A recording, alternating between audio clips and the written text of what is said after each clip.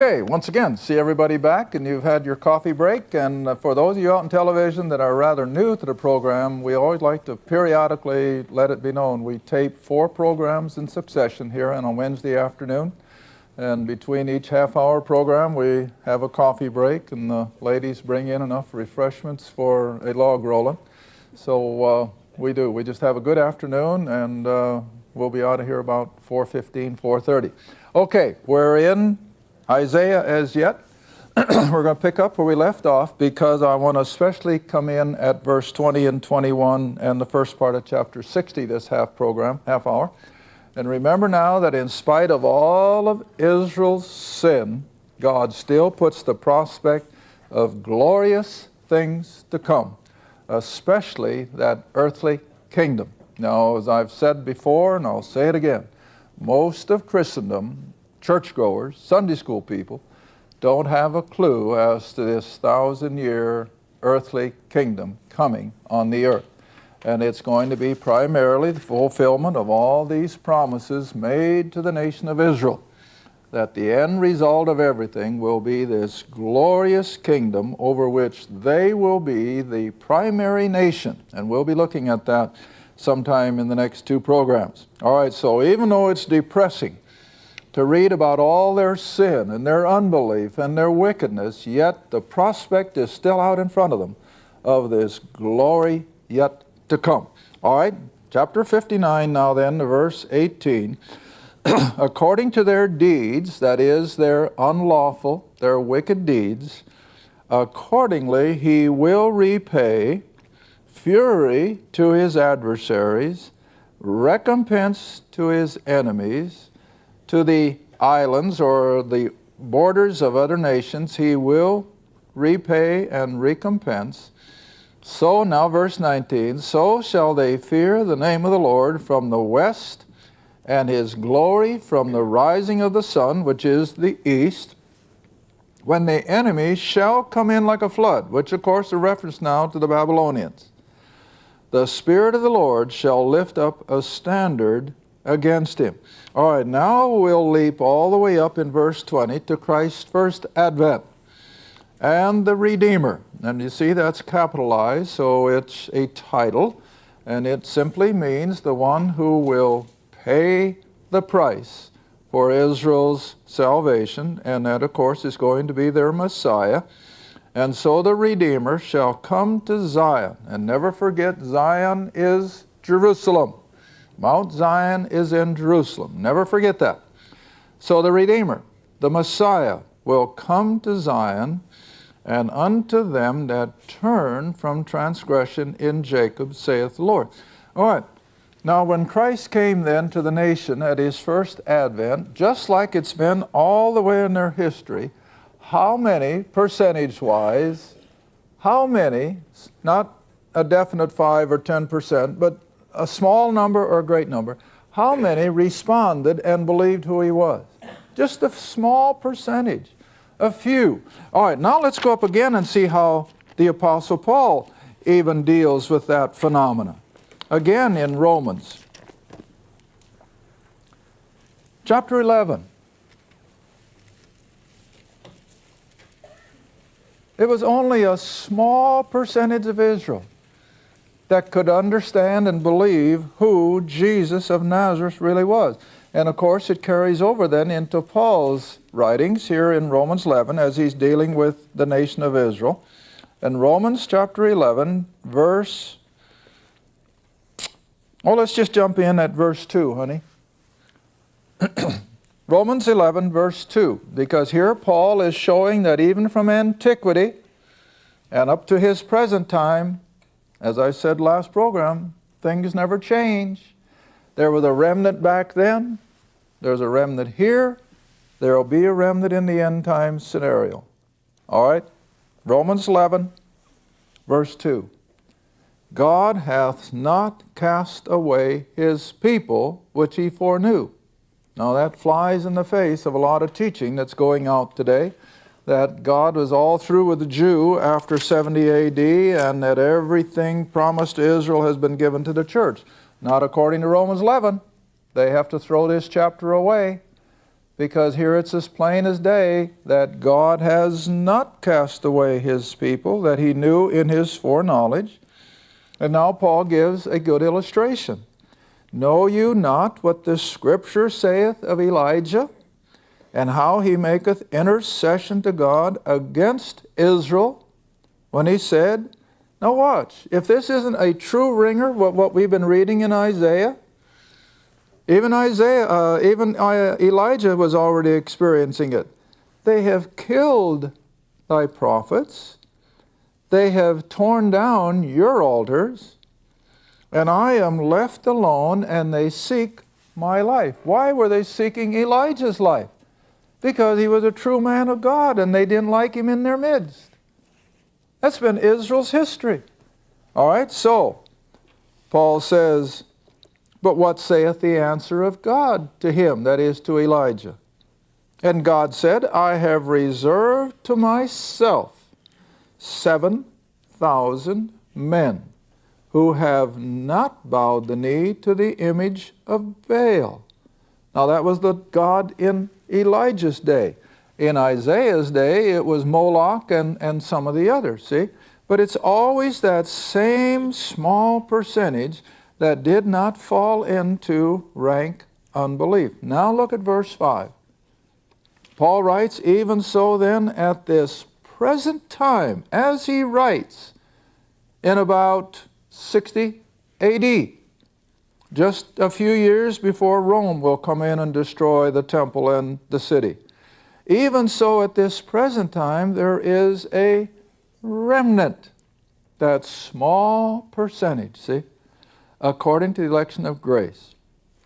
And so, what happened? Verse 7, Israel, the nation, has not obtained that which he seeketh for. Well, now what does that mean? Well, all up through the Old Testament, because of the prophets, they had an understanding that there was a king and a kingdom coming, and that it would be glorious. And in spite of all of those promises, they still would turn their back on it. And so now Paul makes reference to that fact. Israel was looking for a king and a kingdom, but they didn't get it because they wouldn't believe who Jesus was. Now see, that's the whole thrust of Christ's earthly ministry. And again, I guess I can use one of my favorite verses while we're in Romans anyway. Just jump ahead a few pages to chapter 15. Many of you have heard me use this verse. I use it so often on my traveling seminars as an introduction to almost any subject I want to teach for a whole day on. I can start with this verse. Romans 15, verse 8. Most of Christendom doesn't even know it's in their Bible. But it is. It is. Well, verse 8, where Paul says, now I say that Jesus Christ was a minister of the circumcision, that's Israel. And for what purpose? For the truth of God. Now, what was his purpose when he came to the nation in his first advent? To confirm or fulfill or bring to fruition the promises made to the fathers. That says it all. So why did Christ approach the nation of Israel? To proclaim himself as their king, and how he was ready to bring in this glorious kingdom promised all up through the Old Testament. But did they accept it? No. Their unbelief caused them to be blind to even that for which they thought they were looking. Now again, you know, my favorite illustration of that was when they could have had the promised land. They could have gone in and had the land flowing with milk and honey. And when I make these two comparisons, I always ask the question, was he playing games with Israel when he said the land of milk and honey is there? No, it was for real. They could have had it. But why didn't they? Unbelief. Oh, we can't beat those Canaanites. They're too big. Their cities are walled. Where was their faith? They had none. And so they had to turn around and die in the desert. Well, it's the same way at his first advent. Here he made all the fulfillment promises that if they would just believe who he was, they could have had it. But only a few did. Just a small, and that wasn't enough because it had to be the whole nation, you see. And so what a sad commentary. But listen, don't just blame Israel. That's the world in general. In fact, I was just talking to someone on the phone yesterday. We got talking about some of these parallel percentages. When 7,000 in Israel didn't bow the knee to Baal, out of a population of 7 million, now most of you have heard me use this before, what was the percentage? 1/10 of 1%, or 1 out of 1,000. That's all. Now look at America today. Even though our churches may be full of raucous worshipers, how many are true believers? How many are resting on that finished work of the cross? Not many. I'm not going to be bold enough to say 1/10 of 1%, although I'd like to. But listen, it's going to be a small percentage. When the Lord comes, they won't even miss us. It won't even make a dent in the population that's missing. And so it was in Israel, see? And here we go again, back to Isaiah. Back to Isaiah now then.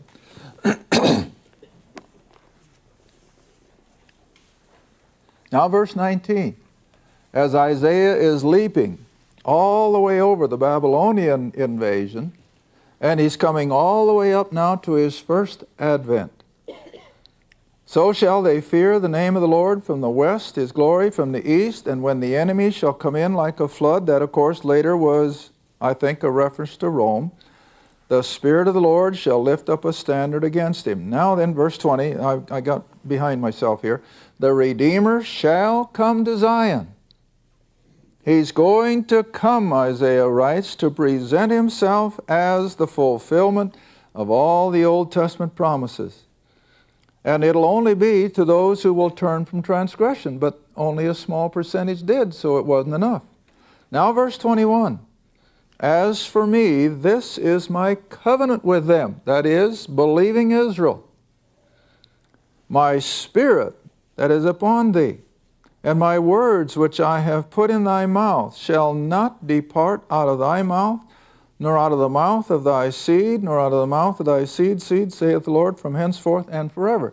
Now, when Israel rejected him at his first coming, this won't become fulfilled until when? The second coming.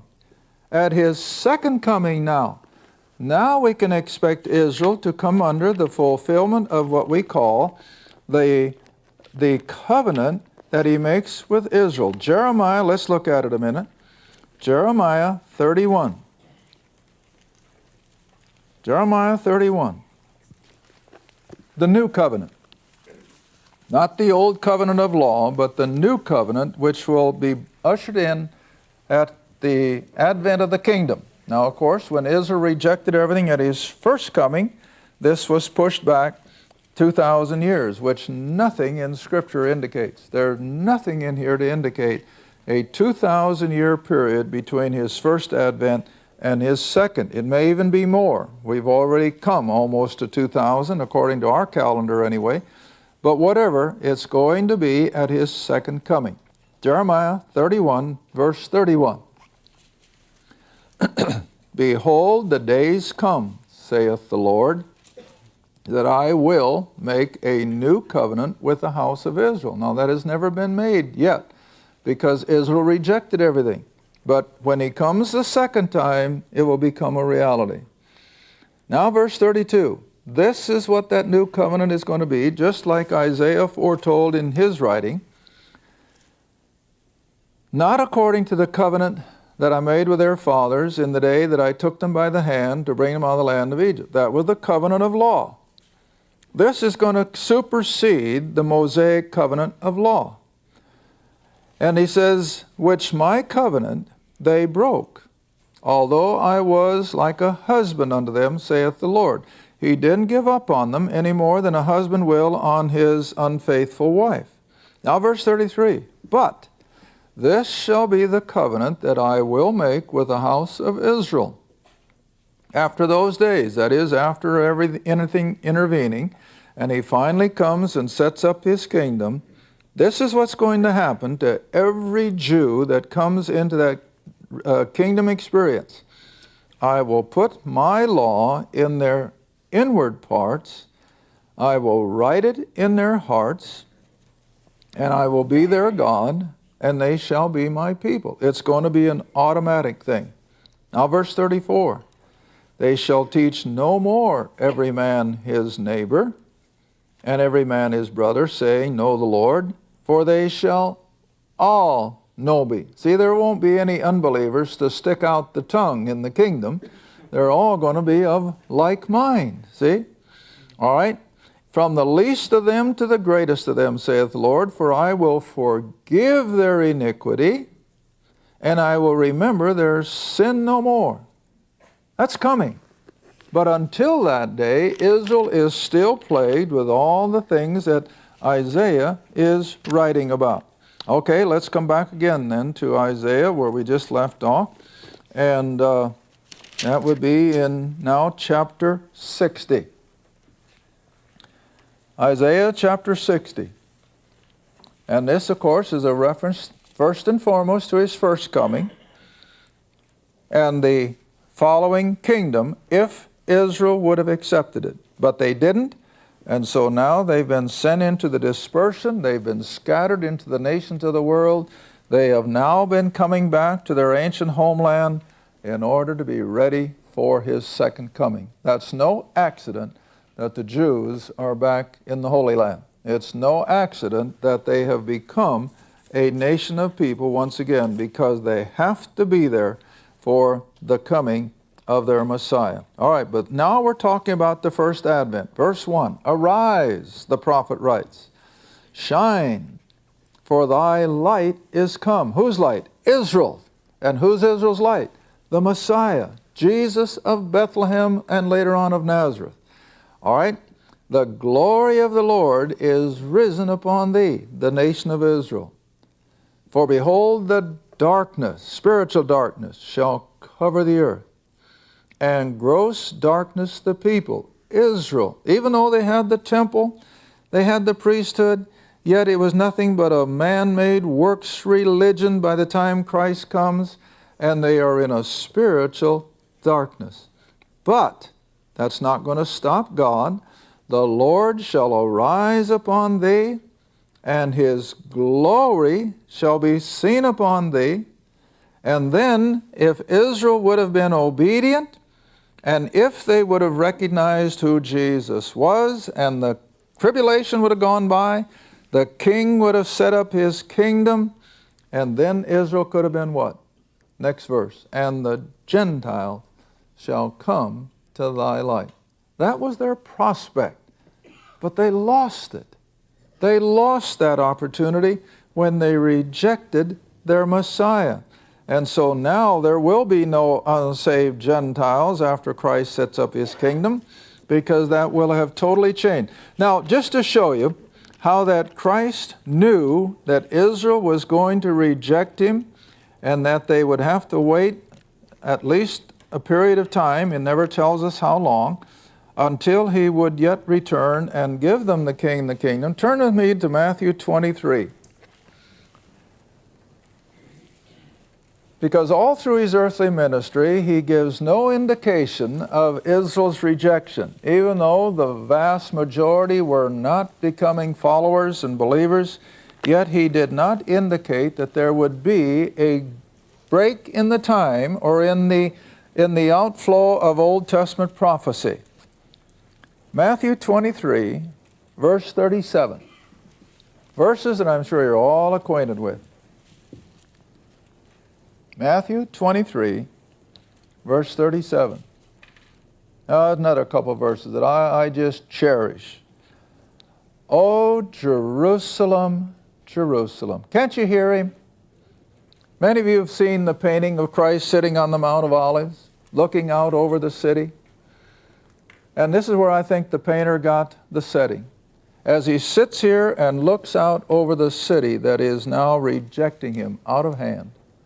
And this is his heart cry. O Jerusalem, Jerusalem, thou that killest the prophets. They've been doing it for hundreds of years. And you stone them who are sent unto thee. How often, all the way through their history, how often I would have gathered thy children together, even as a hen gathereth her chickens. Now, it's unfortunate in our day and time, very few people know what a phenomenon that is. But I was still raised when I was a kid when we still had the old, as we called, the old cluck hen with her little brood of chicks. And she could just tick, tick, tick, tick, tick, and here they'd all come and hide under her feathers. Just totally disappear. Well, that's exactly the illustration he's drawing. How he would have called Israel under his almighty feathers, as the psalmist put it. I will hide under the feathers of your wing. That was the connotation. The old hen with her brood. And he says, "O Jerusalem, Jerusalem, how often I would have gathered thy children together, even as a hen gathereth her chickens under her wings. But what? You would not." Little chicks had brains enough to come running, but Israel wouldn't. Quite an analogy, isn't it? But you would not. You couldn't sense your danger. You couldn't sense the tranquility under my wings. And you rejected me out of hand. All right, now then, here's where I think he has an indication that Israel is going to reject him, and all the promises are going to fall through the cracks until a later time. So he says in verse 38, "Behold, your house is left unto you," what? "Desolate. For I say unto you," now here comes the indication. Now nobody understood this. The 12 didn't grasp it. They thought everything was going to keep right on coming, and he would yet set up his kingdom. But the Lord knew. And he says, "I say unto you, you shall not see me henceforth until," so he's still coming, but it's going to be at a later time, "until you shall say," that is, Israel as a nation, "Blessed is he that cometh in the name of the Lord." And that, of course, will be at his second coming. All right, now let's back up into the Old Testament and stop at Zechariah, which is just ahead of Malachi. So come out of Matthew, go back through Malachi, and there sits Zechariah. And drop in with me into chapter 12 and verse 10. Now this is prophecy, and it fits right in with what the Lord said in Matthew 23. Zechariah chapter 12, verse 10.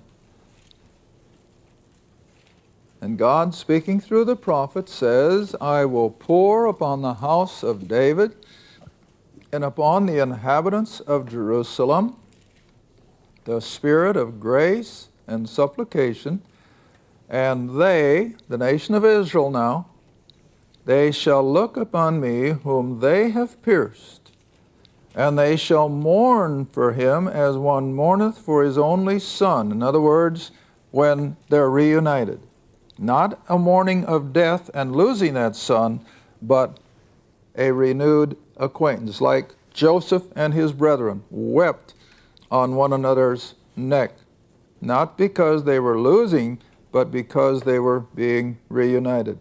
All right, and then he reads on, "and shall be in bitterness for him as one that is in bitterness for his firstborn." All right, now the next one then is over in chapter 13, and drop down to verse 6. Now see, all of this prophetically showed that Christ would suffer and die and then yet set up his kingdom. All right, Zechariah 13, verse 6. "And one shall say unto him," that is, at his second coming, after he has made himself available to the population, "one shall say unto him, What are these wounds in thy hands?" Now what does that tell you? When he returns in that resurrected body, what's going to be the evidence of his suffering? Nail prints in his hands. He's coming back physically and visibly in that same body with which he ascended in Acts chapter 1. And here's the proof of it. Prophetically, they're going to say when he returns, "What are these wounds in your hands?" And he will answer, "Those with which I was wounded in the house of my friends." Well, who were his friends? Israel. See? It's all so obvious. All right, we only got 2 minutes left. We've got to hurry. Come back to Isaiah chapter 60. Now verse 3. Isaiah 60, verse 3. "And the Gentiles shall come to thy light." Now see, I hope you've gathered in all of our studies over the years, God never instructed Israel to evangelize the Gentiles. Never. Jonah was the lone exception. He was sent to Nineveh. That was all. And that was for fulfilling a type. But nevertheless, we always like to make it plain and simple that Israel only had one requirement from their God: to be obedient to the Noahic law and the system of law and temple worship, and take it all by faith and look forward to this coming glorious King and his kingdom. That's all Israel was expected to know. They knew nothing of a crucifixion. They knew nothing of a death, burial, and resurrection, and God didn't expect them to. But they were to believe what God was telling them, and they would not. See? They refused it. All right, now if they would have accepted that king and the kingdom, they could have evangelized the whole world. That was the prospect. Because Exodus 19, God said every Jew would be a priest or a go-between. But when they rejected the king and the kingdom, they lost that opportunity of evangelizing the Gentile world. Because there will be no lost Gentiles in the kingdom now. That's a no-no. Because the Lord himself said, except a man be born again, he cannot see or enter the kingdom of heaven. But in the Old Testament prophecies, that was Israel's possibility of being the light to the Gentile world under the kingship of their Redeemer and their Messiah. But when they rejected him, they lost it all, at least for a couple thousand years.